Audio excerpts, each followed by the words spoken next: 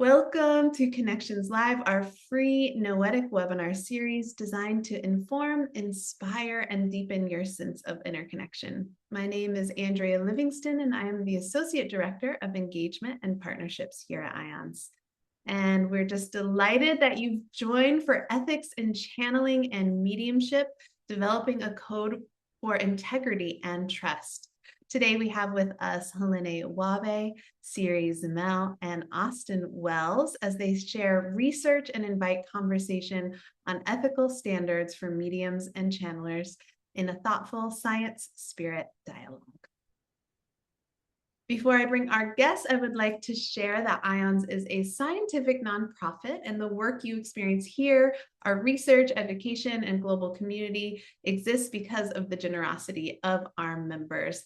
Your support is crucial in making this exploration possible, so we are so grateful for that.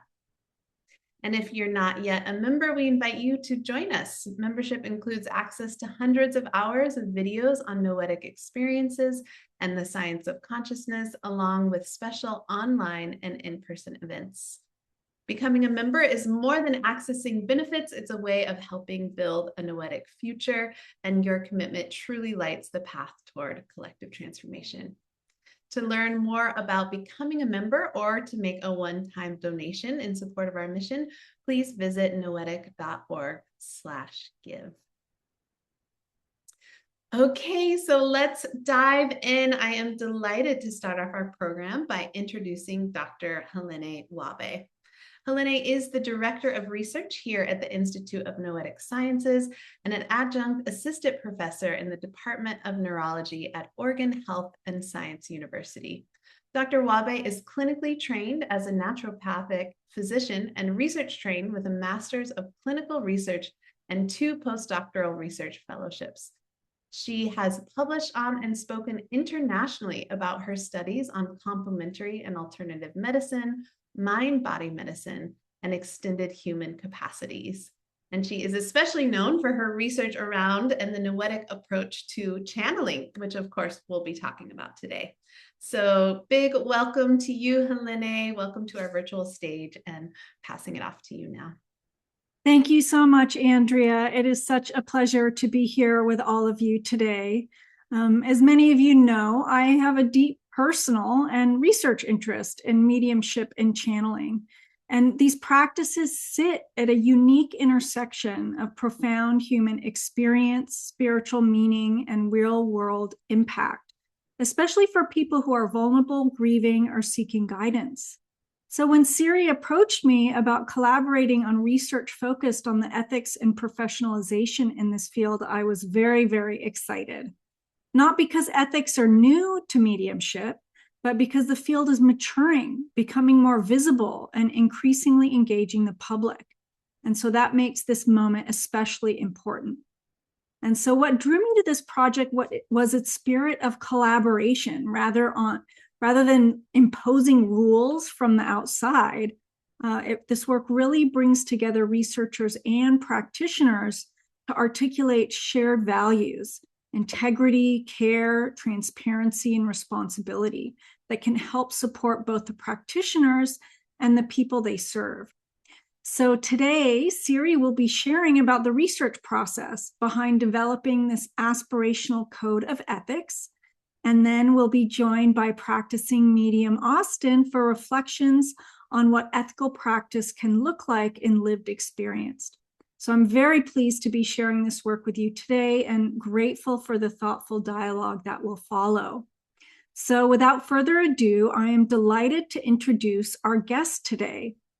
First, we have Siri Zemel, who is an independent researcher and author who collaborates with IONS on this project, Ethics of Mediumship and Channeling, and others that we're working on.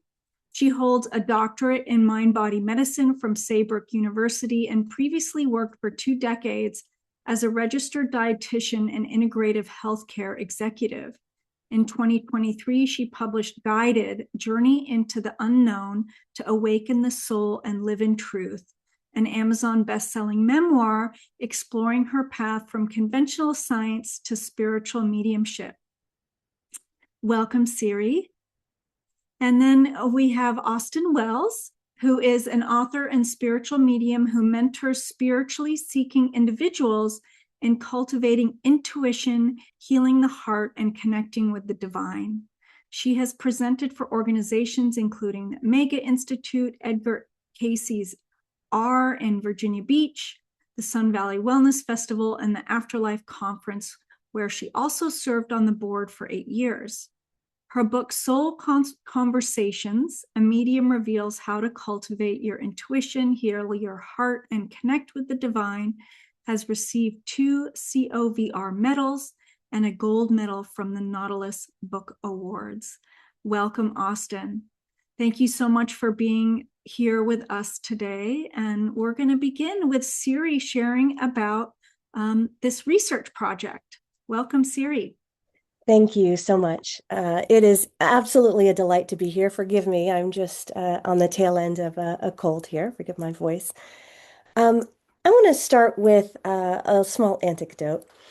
So when I came out of the spiritual closet in 2021 as a channeler and medium, I was so excited to be part of this field. I was ready to join the professional association and learn the code of ethics and follow the scope of practice guidelines. I was really surprised to find that they didn't exist, truly. And I became curious and I wondered, is the field ready for this? Is the field ready to grow in this way? And thus began the journey of this research. So let's take a look.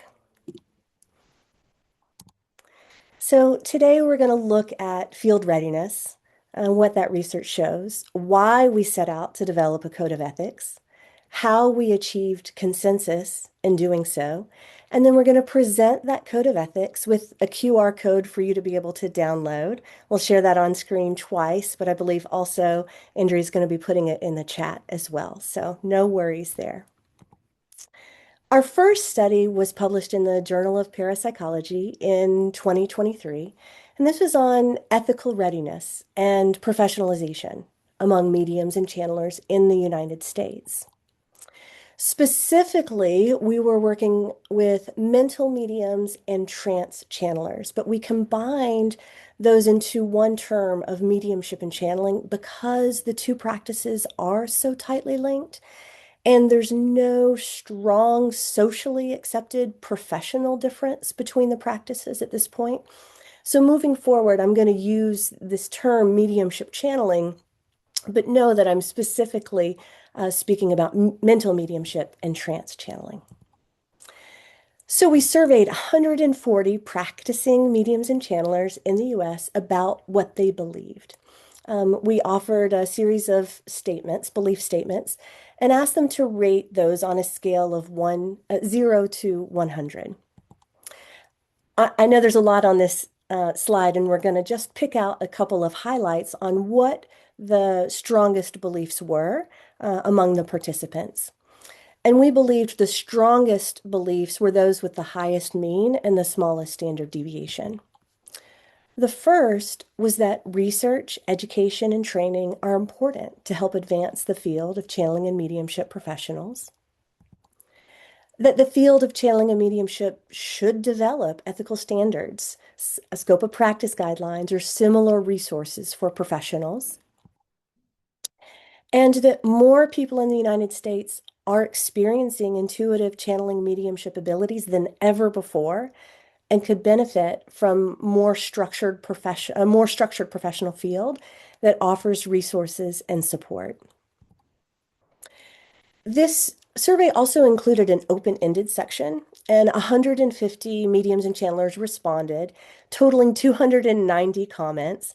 We qualitatively coded all of that, and there was one overarching theme, and that was ethical responsibility, which was 20% of all of the feedback was related to ethical responsibility. That included an urgent need for shared ethical standards, that consumer ethics are paramount, and that there's a responsibility to the public to do no harm.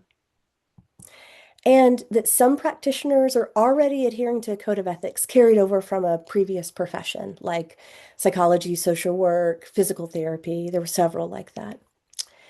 So at this point, we kind of just sat with the data and took in the heaviness of what it was saying. And we felt this call, this need for ethics. So we started to think about a code of ethics. What are ethical standards? Why are they important?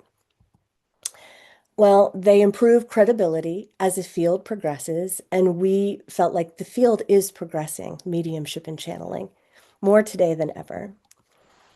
Ethical standards protect vulnerable consumers. They meet societal expectations for public accountability. And they strengthen the reputation and integrity of the field. And I didn't mention this before, but on that 0 to 100 slider scale of what mediums and channelers thought, what they believed about the field, one of those statements was around credibility, the reputation of the field, whether it was strong. And the scores were pretty low. They weren't high. About 44 out of 100. So we know that we have some work to do there with regard to societal reputation. So given all of these reasons and all that came out of the first study, we set out on a second study. And this one was published in Explore last year in 2025. And this was developing a draft code of ethics for mediums and channelers. So our objective was to engage field leaders and practitioners in developing what's known as an aspirational code of ethics. Aspirational because there is no professional association for the field. Typically, within a profession, it's that professional association that is the birthplace of a code of ethics. Because our field doesn't have that yet, the next best thing is what's referred to as consensus building. So it's going to field leaders, going to practitioners, asking everyone for their consensus and letting that be the birthplace. So that's what we did. And this study had two phases. The first was an online survey to capture what are the codes of ethics that the practicing mediums and channelers are following, and what do they think should be in them if they don't already follow one. Then we were to take that data, qualitatively code it, draft some ethical standards, send it back out into a second survey to achieve that consensus. So phase one, we had 119 participants, primarily from the United States, but also from the UK, Canada, Australia, and other areas. 66% of all of the mediums and channelers who responded said, yes, I already follow a code of ethics. That was wonderful, wonderful to hear.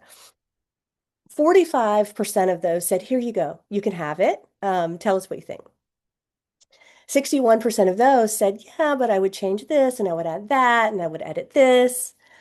And then 64% of the participants said, well, what I think should be in a code of ethics is this, this, and this. And we took all of that data and started the analysis.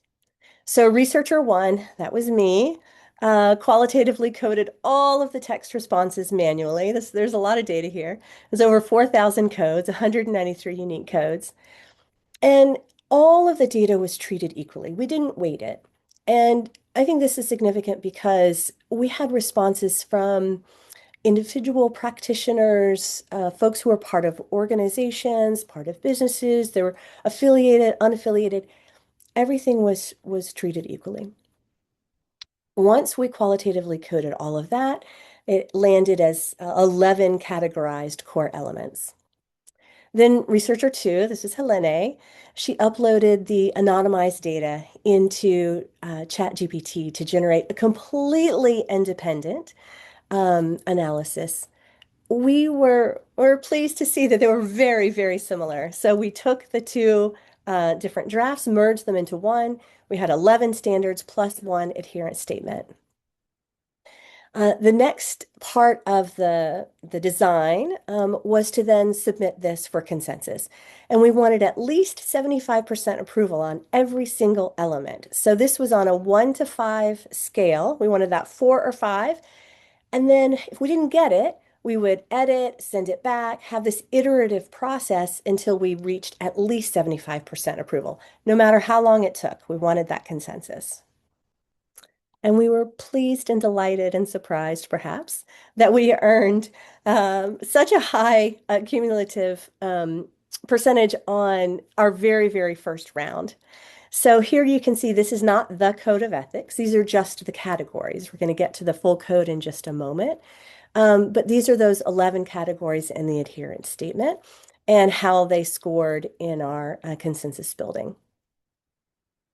So these are motivation and purpose for safe healing, respect the autonomy and rights of the client and sitter, confidentiality and privacy, permission and informed consent, scope of practice and referrals, competence, training, and continuous development, honest, clear, and sensitive communications, safe space, professional and energetic boundaries, professional conduct, integrity, and accountability, legal and professional ethics, and finally, that adherence statement.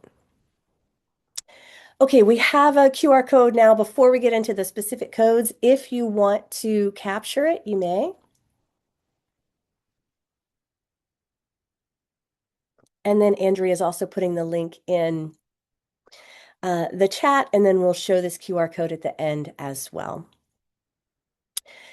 All right, let's dive into the specifics. Number 1, motivation and purpose for safe healing.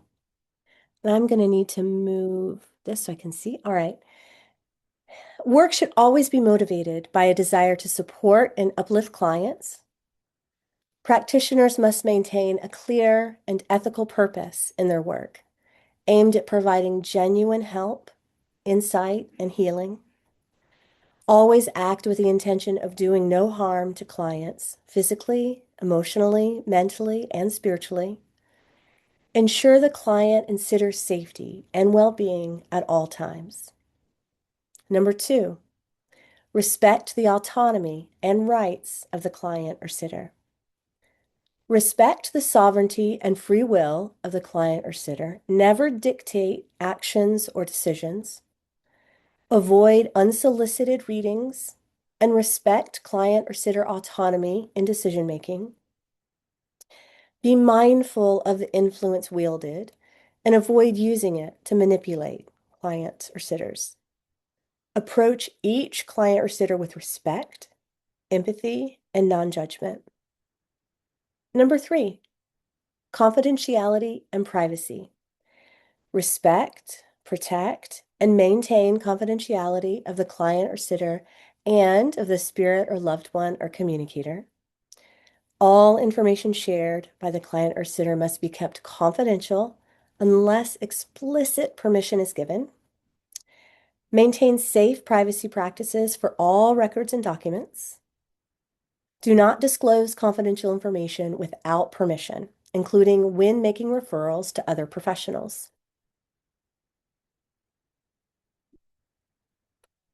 Number 4, permission and informed consent.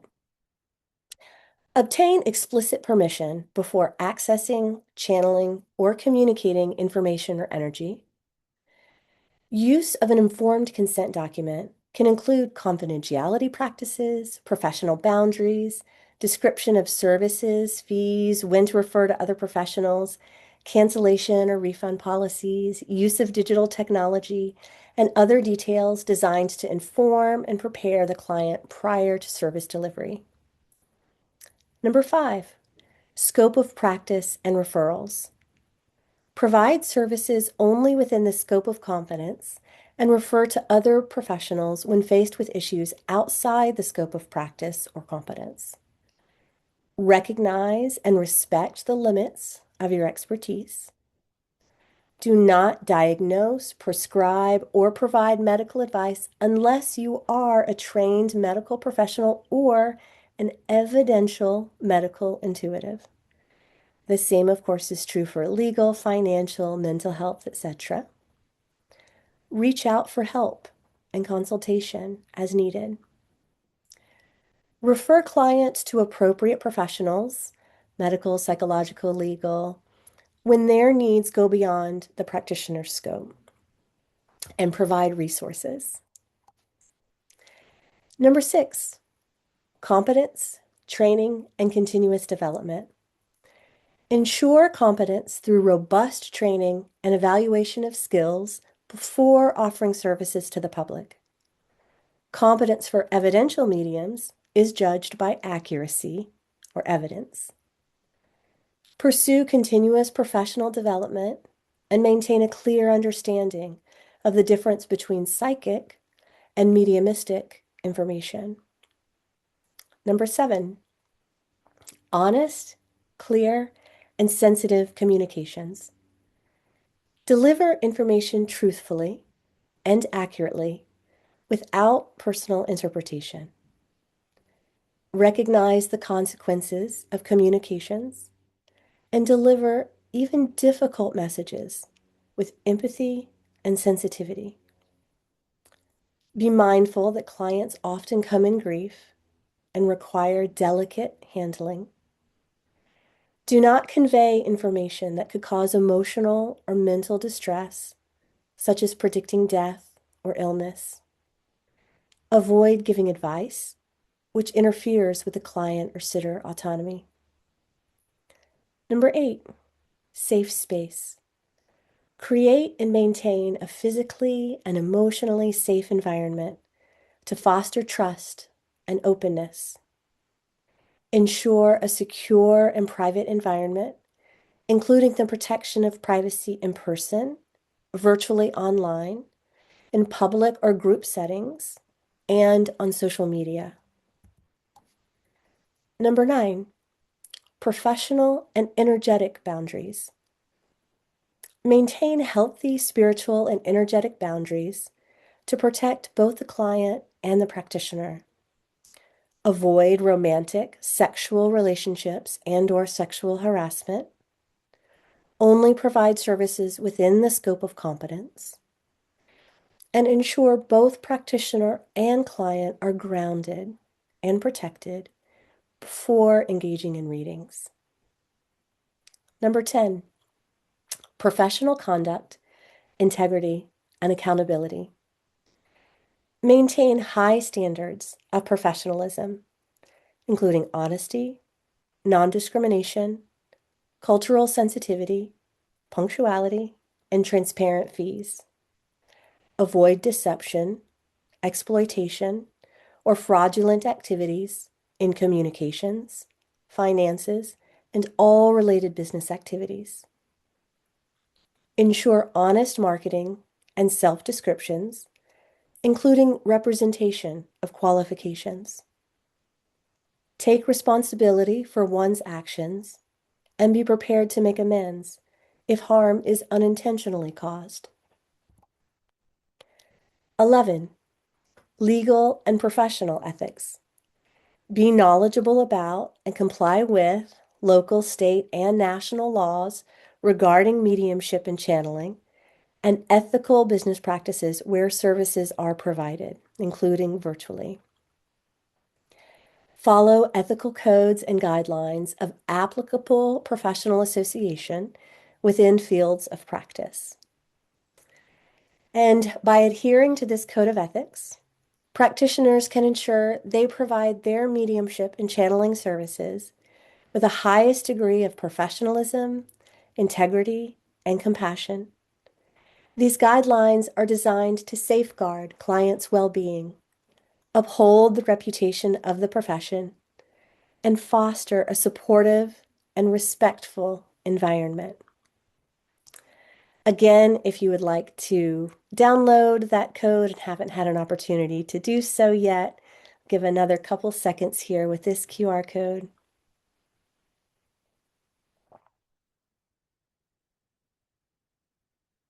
Feel free to capture that, and I believe the link is also in the chat, and of course will be available in the recording as well. A huge thank you. A lot of people helped to make this work happen.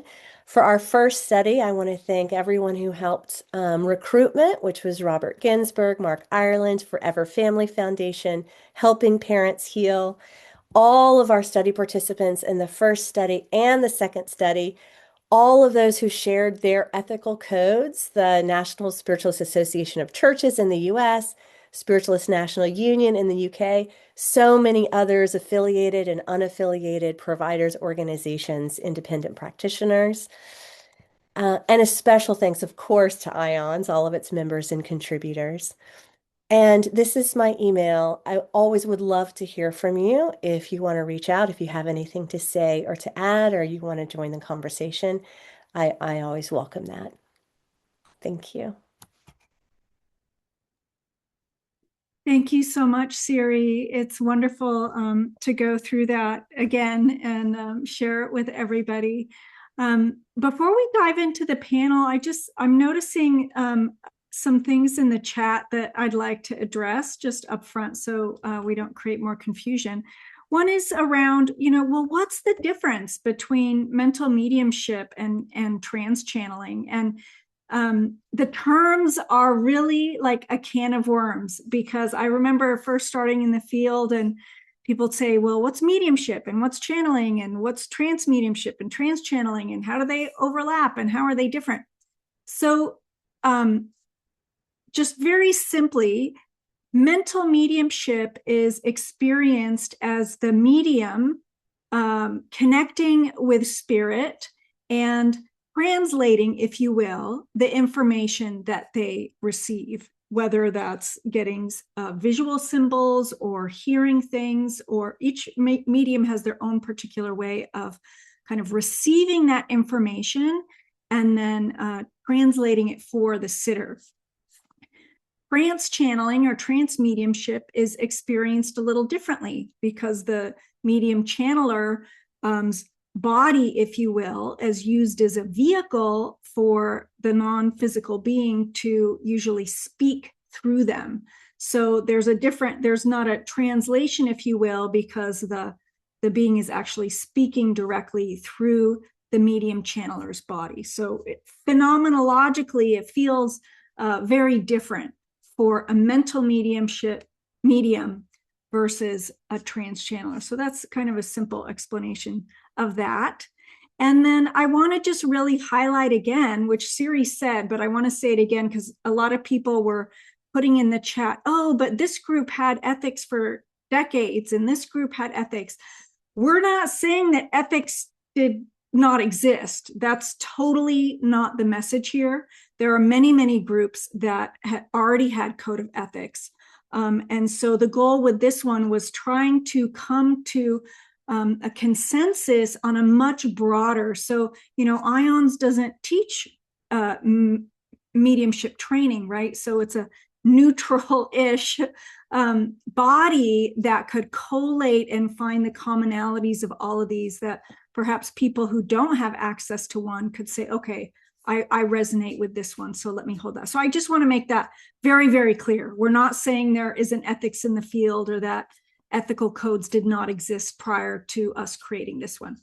Okay, so I'd love to welcome now Austyn to our panel here and want to dive into some questions. And I think we're going to have plenty of time for you to share even beyond the questions we have already prepared. So this question for both of you, why do you think this right now, this moment, why is it so important to articulate this kind of unified code of ethics? And why don't we start with Austyn and give Siri a little break after she's been giving her presentation. Well, first of all, I'd like to say thank you to everybody that's in attendance. Siri, thank you for all the beautiful work that you put into that presentation, as well as including Helping Parents Heal, Forever Family, going into England with the NSU, and also the spiritualist unions in general, because they have practicing codes of ethics. And as a spiritualist myself, it was part of the reason why I was drawn to that. So I just want to thank that, just mention that as just being lovely and brilliant. And I appreciate all the passion so much. Right now, there's so many gorgeous things that you illustrated. You know, our client needs to feel safe in these engagements because it's a very vulnerable situation. They're meeting someone perhaps for the first time. They're trusting in an invisibility. And for some people, it transcends their own personal beliefs. So they're in a moment where their grief is so profound that they're looking for an answer. So yes, it demands an amazing amount of ethics from the individual as they practice, for sure. So it protects the client, it addresses fraud, which is incredibly important, and adds credibility and, of course, professionalism.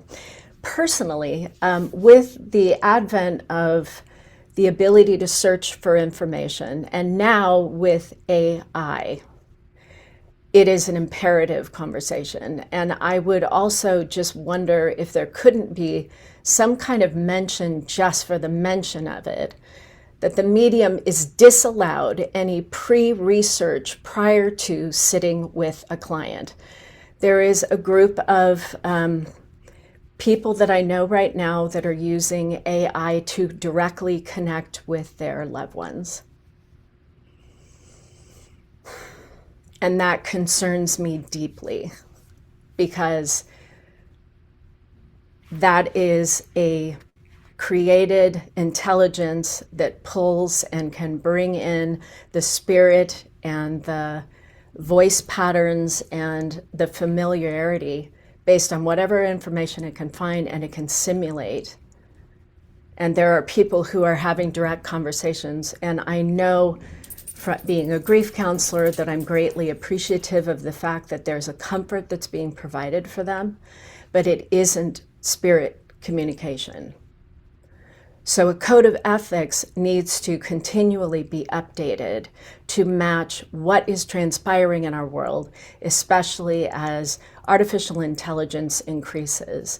I hope someday artificial intelligence has the ability to make such connections, but at this point, I am highly skeptical. Thank you, Austyn. Yes, that is a very, very live and real topic there. Siri, do you want to share about that question, or maybe what Austyn shared as well? Yeah. So, with regard to updating the code of ethics, absolutely paramount. So, in all the research that we did around professionalization, around ethical standards, they should be continuously updated. So, our goal, as Helané mentioned, is just a unified launch point for the field, sort of this collective, this collective good for everyone, this way of connecting. And, you say, why now? I think our first study demonstrated, I think it was 86% of the mediums and channelers in that study said, yes, we want a code of ethics, even though there's several out there, but they weren't unified. But the other thing that came out in our first study that I didn't mention was the desire to connect with one another. So we had one question around, do you feel connected with other mediums and channelers in the field? And one of the other questions was, do you desire to connect? Do you desire to have a way to connect? And the answer to the first was relatively low, and the answer to the second was relatively high, in the sense that professionals wanted to connect with one another. And so I think a code of ethics, a unified code of ethics, it's just one step. It's one tiny step. It's an aspirational launch point towards creating this collective and this cohesion and this oneness, this interconnectedness as a profession and as a field to provide support to one another and continue to put our heads together to determine how to evolve not only a code of ethics, but whatever is to come next. Yes, absolutely. That's great. And, we're seeing a microcosm of that just in the webinar chat, just the excitement and the connection and, oh, this and oh, that. And, people really excited to connect with each other on this topic. So that's so very true. So one of the goals of this work was not only protecting the public, but as you alluded to, strengthening the community, but also the reputation and the integrity of the field. So if you asked most people in the West, they would just dismiss mediumship as a profession completely, right? Which obviously most of us here would not agree with. But so in your view, how might widespread adoption of this code of ethics impact the public trust in this domain? I'll go with Siri first because you're unmuted right now. Sure. I think that widespread adoption may signal, just a sense of professional seriousness, the sort of dignity or pride in the work, which may have, and I know obviously everyone here has an enormous amount of pride in their work. I'm saying signal to society who expects this level of structure, such as a code of ethics. I think the other thing, and this is just me personally speaking here, to me, channeling and mediumship is so precious and so sacred that protecting it makes sense, right? To me, it's so sacred. We don't want to hide it away because then nobody can access it, and it's such a profound tool for healing, but so sacred that if it's protected and protected in a way that societal standards can say, oh, okay, yes, I have more trust in that because it meets the societal expectation, then it becomes more available to more people. The more available it is to more people, good, high quality services are available to more people. When someone has that experience for the first time, it's profoundly touching and profoundly healing, and maybe stimulates that personal level of trust that then they tell their family and their friends, and then trust builds that way too. So I think it can kind of snowball in a couple of different directions. Thank you. Thanks, Siri. How about you, Austyn? Well, I am magnificently passionate about anything that has to do with ethics and integrity in our field. So again, I'm so grateful for this conversation. To have a collective commitment amongst channelers, I would also like to put healers in this as well as mediums, would, I think, have exponential benefit. It shows incredible, impeccable respect for the client, which should be the primary focus. It builds public trust about our profession, because a collective body, much like a lawyer or a doctor, means that there's an ethical code for the entire profession. That is something that is very disjunct and not apparent within this work right now. And I also believe that a code of ethics allows the person that's receiving a reading to have, or a healing or a trance channeling, to understand what they are stepping into, so that whatever expectations they have from however they have been brought to the individual can be narrowed into a very respectful container, which speaks, Siri, to the safety that you were talking about with the client. And it's also a beautiful form of education to help them understand what it should look like when they have that experience. And then finally, when we would hope for this, because it would be an ethical discussion, there is a tremendous amount of skepticism, which I think we will never truly dispel, because then we get into a cultural discussion and a religious discussion. But I think it could dispel a bit of skepticism, because there would be an inherent respect for the profession. Thank you. Yeah, if I could, Helané, just add one more piece to that I didn't say before. So we're talking about mediums and channelers and the profession of it. And one thing I neglected to mention was that in our research, we found there is a difference societally between an occupation and a profession. And so we call this a profession. We know that all the professionals that do this work are very, very sincere and very good at what they do. Yeah. Societally, in the literature, the difference between an occupation and a profession is this long road that's called professionalization. And that includes a lot of legal, political, ethical, societal elements. But the first milestone in that journey is a code of ethics. And then other milestones in that journey are things like a neutral nonprofit professional association and scope of practice guidelines and things like that. Essentially formalized structure, which not everyone in this field wants. That was a little bit of a debate in the first study.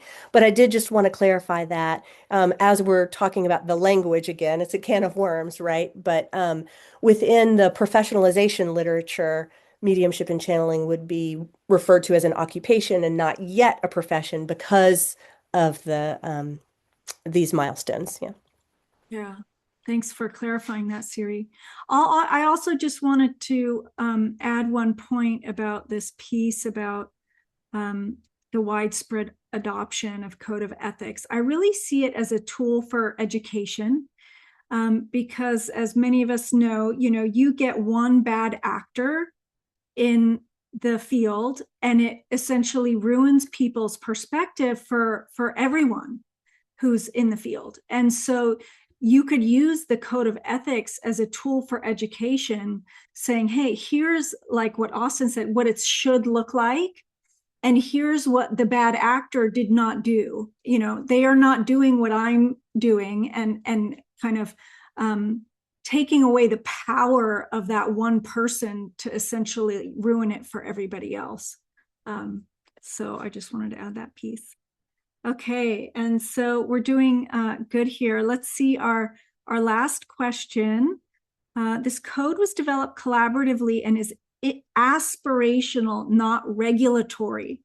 What do you each see as the next steps in helping practitioners integrate these principles into their daily work or training programs, if they don't have them already?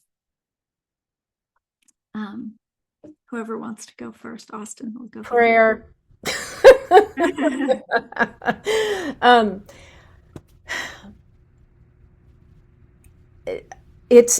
I think this is the biggest challenge, is the integration of it. But because so many of the training programs, either in the spiritualist churches or in, for instance, to become part of these beautiful organizations, Forever Family within our country, and Helping Parents Heal equally has ethics that they adhere to. It's about the pride in having those ethics as part of what you do and a widespread acknowledgement of it. They would have to be publicly advertised, I suppose, by people who would be able to be leading in our industry and being able to give voice to the importance of it. In addition to that, though, I've been trying to figure out what could be the dangling carrot that potentially could bring practitioners into the awareness that this is the right idea, and this is farther than this conversation. But Siri, you had spoken to peer support. I really believe there needs to be an organization, much like the IFS, which is the International Federation of Spiritualists that exists, that is an international cohesion. It is a peer-supported group. There are ethics that are included in that. There's also, thinking outside the box, payment that's required. It's an honor to be part of that society. But in addition to that, I really feel that part of the ethics should require grief training. I really think it's absolutely unprofessional for a medium who is working with all kinds of different kinds of a loss not to have some sort of professional training in grief. And there are multiple certifications that you can get. There's a national certification that's amazing. There is the Institute of Portland has them, but it really should be part of the training in that. And then the other idea that I kind of came up with, and this is again pipe dream, to make it enticing to practitioners, if there was an offering of either business insurance or personal insurance. So there would be a drive and a reason for people to adhere to these ethics. Then that would also mean that there'd have to be a board that would be overseeing this. But in England, if you practice as a medium and you are cited for any kind of fraudulent behavior, you can literally be put in jail. So they have a completely different respect for what is appropriate and what's inappropriate. In our country, it would be a very difficult thing to enforce, but I'm really optimistic. That's great. Thank you. Siri, can you answer that? And then as we're moving into the Q&A, can you just give a little teaser about the next study? Because it kind of relates back to that grief training. Absolutely. Absolutely. All right. So gosh, so much to say here. Um, First of all, it's really a delight, Austyn, that you're here with us because I think the answer lies in field leaders, as much as it does practitioners. Um, so, we offered a code today. Anyone is able to use it. Please download it, use it, put it in your practice starting today, share it. The more people who use it, the better. But really, I think training is key. And the field leaders do play a role, and there are a handful in this field who are really well respected and have large followings and large groups and do trainings. Um, and that training piece is critical. A couple of interesting things came out in the data in our first study around training. First was there's a little bit of a debate between innate ability and learned skill.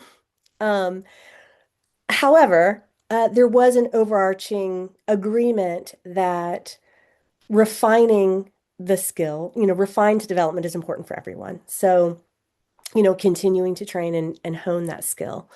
There was also some feedback that something like code of ethics is really more important for newer practitioners entering the field than people who Austyn says no. So I'm just saying what the data said. This was some of the feedback that particularly for newer folks entering the field, it's especially important. Um, I know certainly I was looking, when I started searching. Um, Finally, though, I would say for the field leaders to unify, it's not about profit.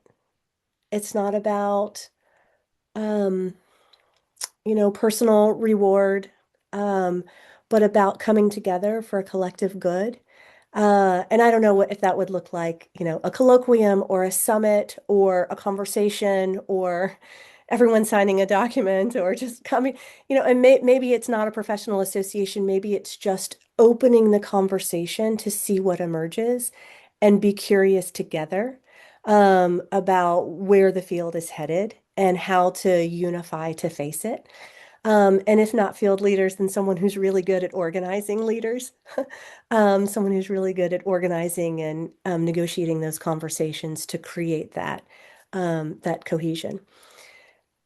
But a lot of work to be done for sure. So, Austyn, kudos to you for being here to lead that charge. You're welcome. I just wanted to add one thing.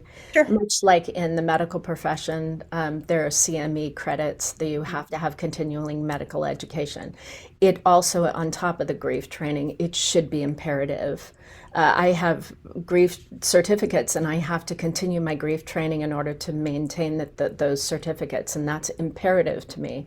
But that constant education really is important. And within the thought leadership, it's a different question because they're also within our profession, as there is in other professions, there's very palpable ego. And I think that gets in our way where there is competition amongst mediums. And I am very much, and I love your enthusiasm, girlfriend. It's just gorgeous to witness. But I really would love to have a greater peer support network amongst mediums, especially because in the early years of a development of a medium, you have a lot of experiences with clients that would be so well served if you could have a mentor to be able to talk to and you could run something by. So ethically, you could improve how you work because you don't know you have a problem until you have a problem. So I just wanted to add that. So thank you for letting me interject. That's why I keep muting myself because otherwise I would be injecting myself all the time. There's a lot to say on the topic, but I will digress. And Helané invited me to speak just a little bit to our next study, which I'm thrilled to do. I think we're still working on the marketing materials for recruitment. Um, Yes? Oh, no, sorry to interrupt you. I actually meant the certification paper. Oh, okay. Different study. Oh, okay. Thank you for clarifying. Yes.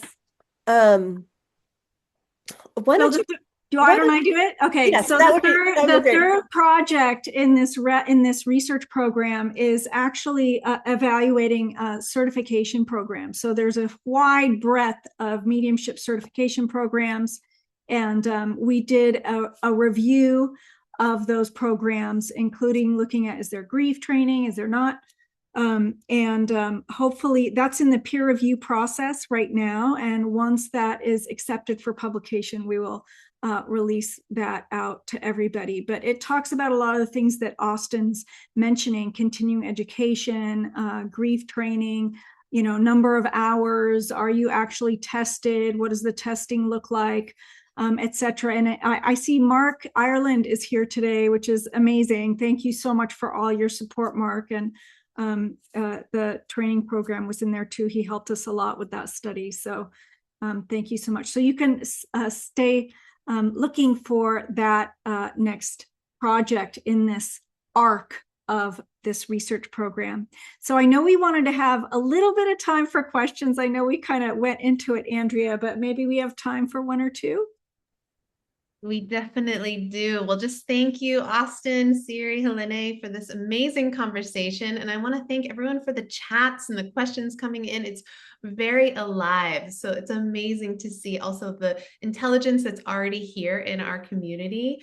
We have a lot of people who are asking, how can I help? Or people who have already been working on normalizing and professionalizing mediumship. I'm just reading a couple comments now. So if there's any way that people can be involved, of course, we have the code of ethics and the continuing studies, but I just wanted to give a little other moment for people who feel inspired to keep this work going. That's great. Is there any particular comments that anyone wants to make? Oh, well, I think Siri and Austyn called it out. I mean, I think there is a deep down up desire for collaboration and cohesion.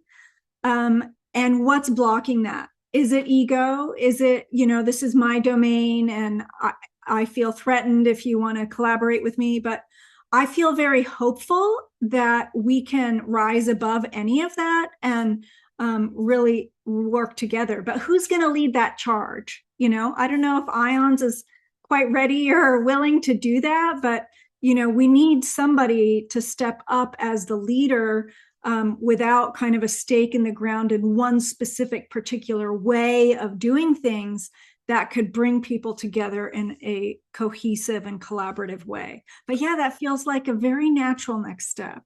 And so who's going to rise up to do that? I agree completely. And I would add, with tremendous humility and curiosity for whoever this person or people or group or institution is, just that tremendous humility and curiosity and keeping that spirit of collaboration, to keep it down up instead of up down. Yeah. Yeah. Excellent. Thank you for that. Another question for whoever feels called to answer. There are a lot of comments asking, how can I find a certified or reputable medium?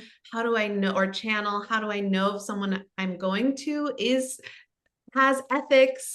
So just this way to determine and have some clarity about how to find people in this field and how to also have the discernment for yourself or for each person as they're going to a practitioner. I'll just say quickly that each sitter can have the code of ethics themselves and can actually take that in their hand and bring it to each person they're considering and saying, hey, what's your code of ethics? And, do you line up with these? And then there are, I don't know, maybe Siri and Austyn can speak to this. There are a number of lists of mediums who have gone through certification and evidential training that are available. I don't want to say the names of the organizations because I know I'm going to miss one and I don't want people to be mad at me for missing one, but there are a number of them available. And our certification paper that's coming out would include that as well. So that'll come in the future. I don't know if Austyn and Siri want to add anything to that. The only thing I would add to that is referral. I'm very blessed. I don't tend to do a lot of advertising. Take my pulse on that one. I'm crazy for that. But I'm so blessed to have a referral be my primary source of how people find me. So I think, and you may not necessarily know someone that's been to a credible medium, but that would be absolutely something that I think is an irrefutable source.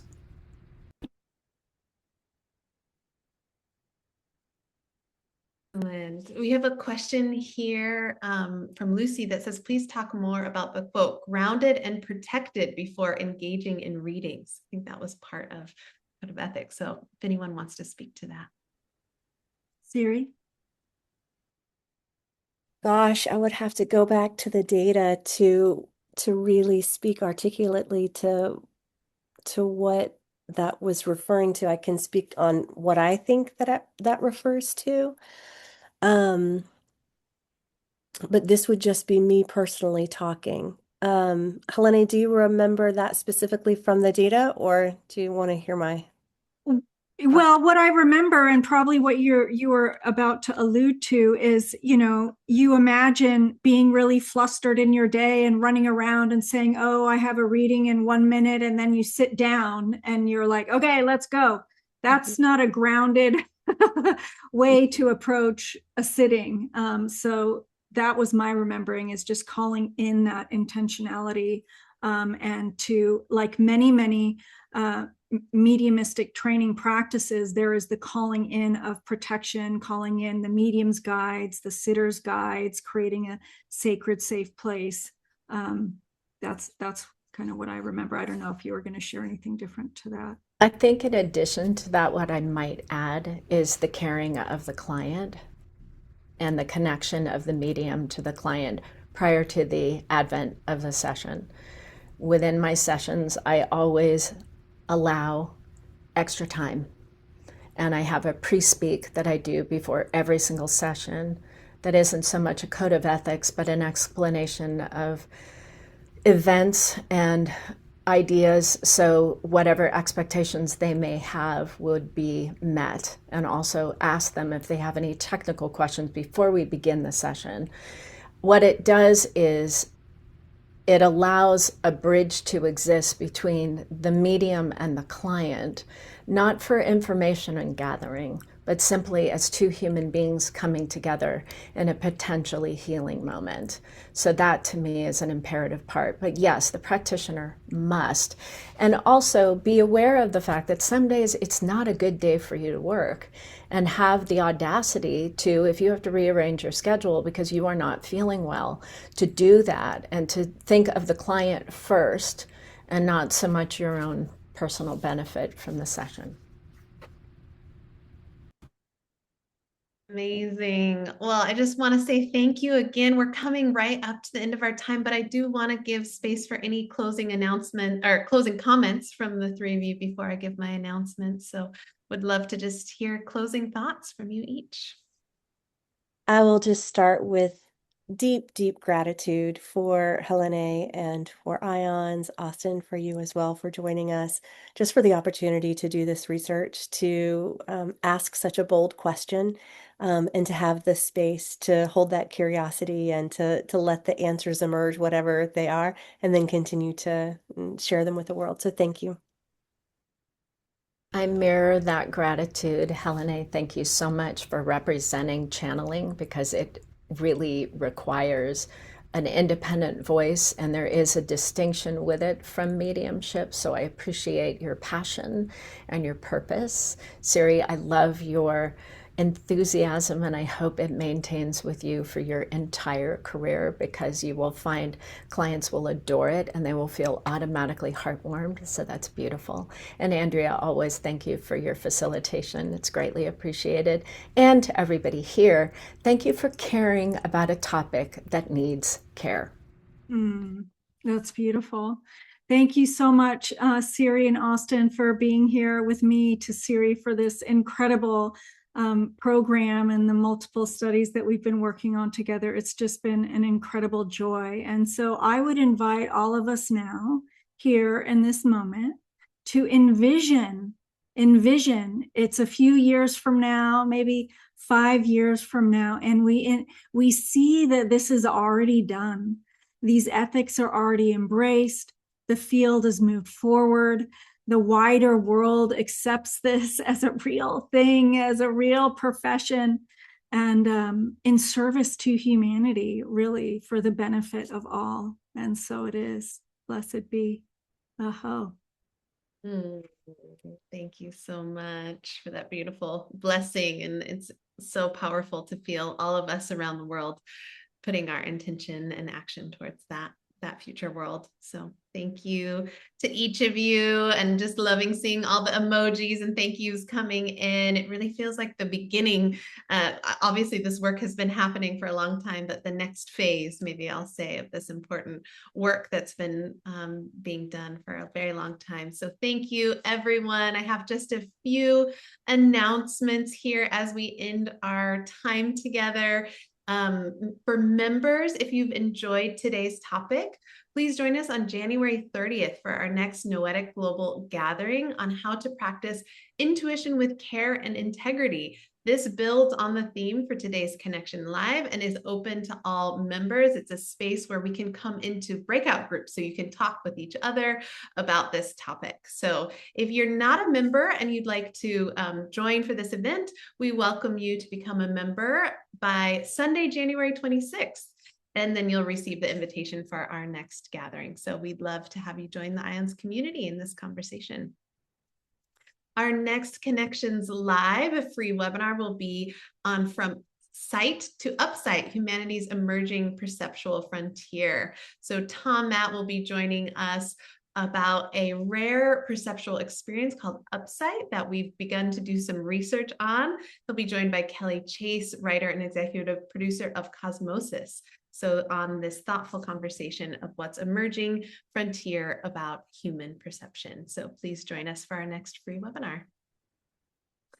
And as we come to a close of today's session, we'd like to take a moment to just say thank you again for IONS. Your gift plays an essential role in supporting a noetic future. And if you have found today's offering meaningful, we warmly invite you to visit noetic.org/give, where you can become a member or make a one-time contribution to help sustain and grow our mission. And as mentioned, becoming a member is more than just accessing the benefits of the media library and special events. It's a way to help build a noetic future, and your commitment truly lights the path toward collective transformation. Just a couple more announcements. IONS has partnered with Free Will to make it easy for you to do a will or trust. Of course, we hope you will consider leaving a gift to IONS as part of this process, but there's no obligation to use this free resource, so you can visit noetic.mygiftlegacy.org to learn more. And I think that's it for now. Thank you, everyone, for being a part of this vibrant and curious community. Your presence and your support really make a difference. And just again, heartfelt thanks to Helané, Siri, Austyn for this illuminating research and guidance that really helps light our way forward. So thanks, Thank you, everybody. Thank you. so much. Bye-bye. Thanks, everyone.